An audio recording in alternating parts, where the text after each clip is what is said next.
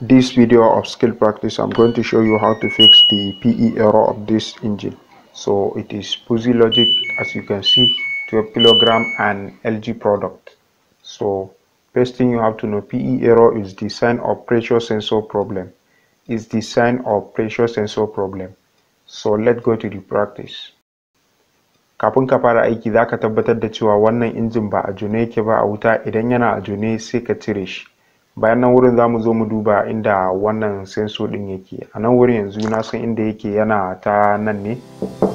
So zamu zo mu bude mu cire shi.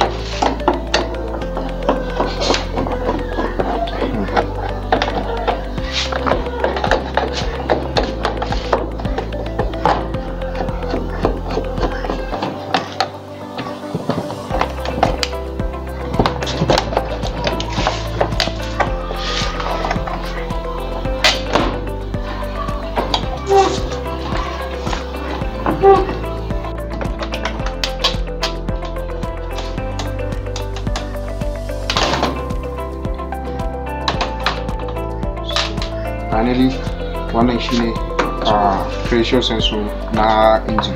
So a nan wurin zamu zo mu ciro shi. Wannan shine socket nashi.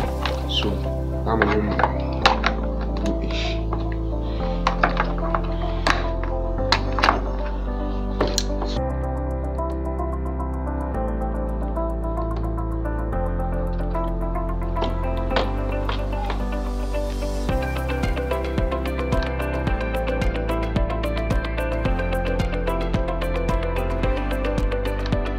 Idan ya kasance ka zo ka bude shi ka tarar da cewa bai da baka ga wani matsala da ya faru ba a yin adjusting din shi.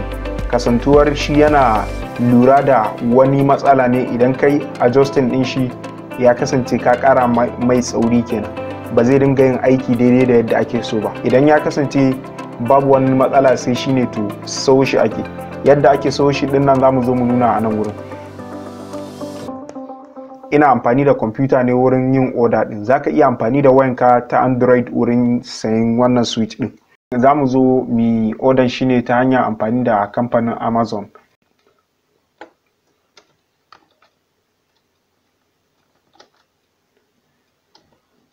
Anan zaka zo ka a search area nasu, sai ka zo ka rubuta abin da kake bukata a nan wurin kamar haka. A nan wurin yanzu na zo na rubuta pressure sensor. Bayan da na rubuta pressure sensor, sannan sai na rubuta sunan product din wannan engine shine LG. Bayan nan shine na rubuta fuzzy logic washing machine. Sai ka danna search area na wannan.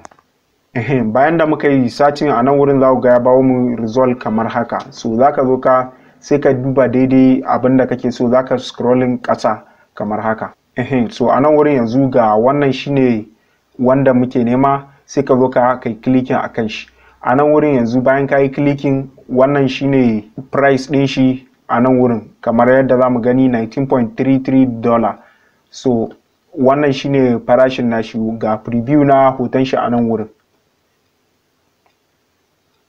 A nan wurin idan kana so zaka siye sai ka zo ka shiga buy now.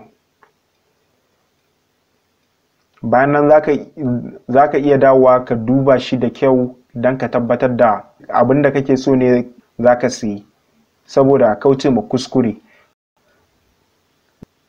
Don ka ƙara tabbatarwa zaka iya zuwa sai ka rubuta model number na abin da kake so.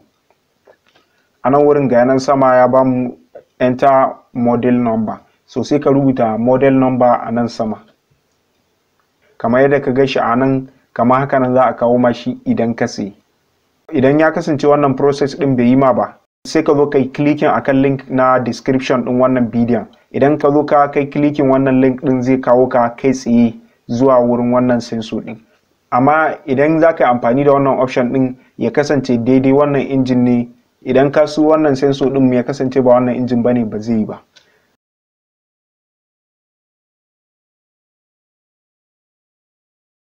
Da kwai waɗansu hanyoyi da ya kasance na ga wannan matsalan injin na gyara. A maimakon gaya muku, zan nuna yadda na gyara wannan injin. So za mu je kai tsaye.